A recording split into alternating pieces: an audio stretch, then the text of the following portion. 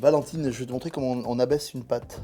Tu sais, pour faire des tartes, mais des quiches un petit peu hautes. Un petit peu épaisse. Un petit peu épaisse, ok. On a un pâton qu'on a laissé reposer. On va fleurer, c'est-à-dire que tu vois, on met un tout petit peu de farine léger, on répartit bien comme ça en ouvrant ses doigts.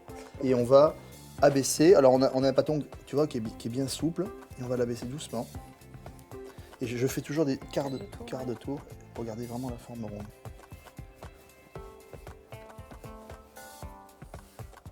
Dans le rouleau, il faut, avec les paumes de la main, d'accord, je fais de manière un petit peu régulière et je fais tac tac, j'avance, tac tac, j'avance, tu vois. D'accord, ça te permet d'avoir une pâte vraiment équilibrée Ouais. sur le Si je sens que ça accroche un tout petit peu, je vais fleurer très légèrement.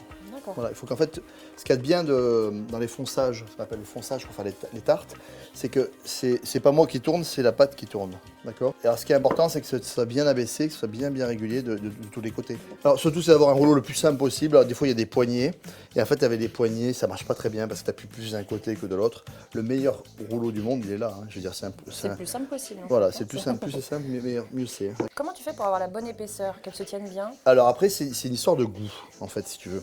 Il y a des gens qui aiment les pâtes un tout petit peu épaisses, et il y a des gens qui aiment les pâtes un tout petit peu très fines. Donc c'est entre 2 et 4 mm, tu vois. Alors regarde, on peut éventuellement piquer la pâte. Moi, je ne suis pas un grand partisan de piquer la pâte, surtout pour quand on met des appareils liquides, etc. Dans la tarte, ça sera dessous, ça. Ça sert à éviter que la pâte gonfle pendant la cuisson. On l'enroule, ici, parce qu'en fait, la pâte, elle est relativement fragile, donc il ne faut pas l'étirer. La pâte est enroulée, on fleure légèrement ici. Si tu veux être vraiment sûr qu'il n'y a aucun souci, tu peux le beurrer. Et tu as vu, je la mets dans l'autre sens. C'est-à-dire que mon côté piqué, c'est dessous. À partir de là, on a la pâte qui est sur le cercle et on va faire très attention parce que si on tire trop fort, on va tout arracher. Donc ici, je vais relever la pâte et je vais aller au fond. D'accord? Okay. Au début, on fait un petit peu sommaire. Ok? On fait comme ça. Et à partir de là, on va surtout aller marquer l'angle droit ici. D'accord. Pour avoir une tarte bien droite, on va aller marquer l'angle droit. Je fais bien descendre la pâte et j'appuie. Ok?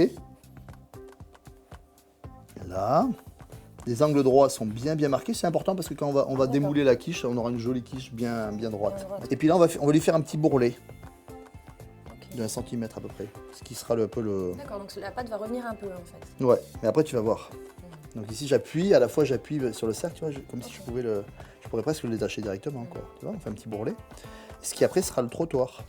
Et là, je vais passer un coup de rouleau. Et ça se détache tout seul. Et voilà. Ok. Et là, je relève. Okay, voilà.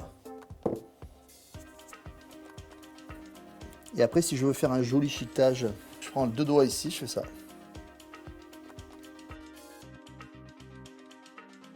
Et voilà. Super. On a une jolie tarte, tu vois, ça tient. Hop, on la met sur un tapis de cuisson. Elle est bien foncée, les angles droits sont marqués. On a fait un petit chiquetage très simple qui est facultatif. Hein. Et à partir de là, on va la garnir aux 3/4.